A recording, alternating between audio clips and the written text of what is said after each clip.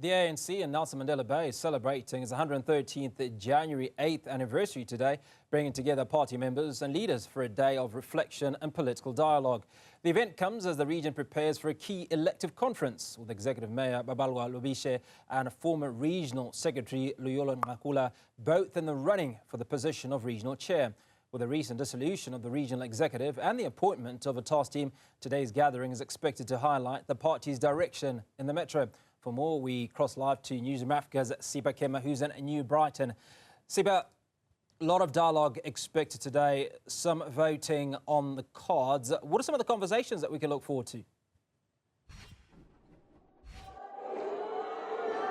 Well, as you mentioned, Hugo, that today could be dialogues of taking the metro forward, but not just the metro, but taking the party forward within the metro. Now, you mentioned that there have been some issues of squabbles and the dissolution of the Regional Executive Council here in the Nelson Mandela Bay region in January this year.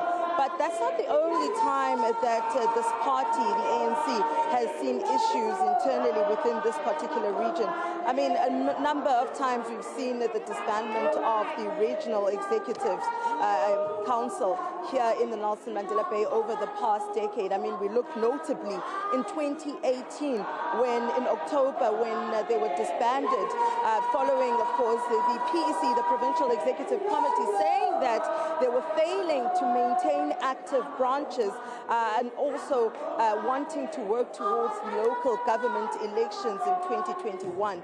Now, Hugo, since the 2016 local government elections, the ANC has not seen a majority vote here in the Nelson Mandela Bay.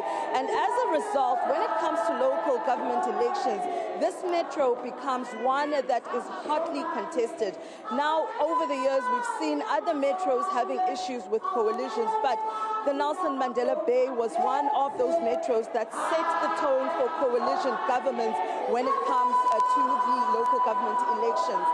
Now, in 2018, when the regional executive was disbanded, a task team was brought in to put in the work towards the 2021 local government elections. But we saw there that the ANC failed to get majority and instead opted for a coalition with the other smaller parties.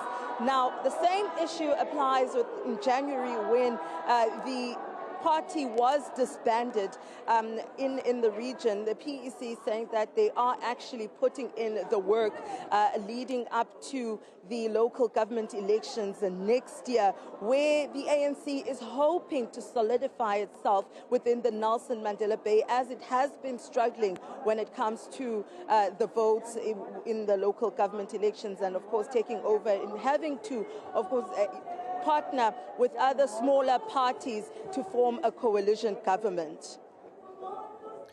Now, are we expecting any key dignitaries to be present at these celebrations?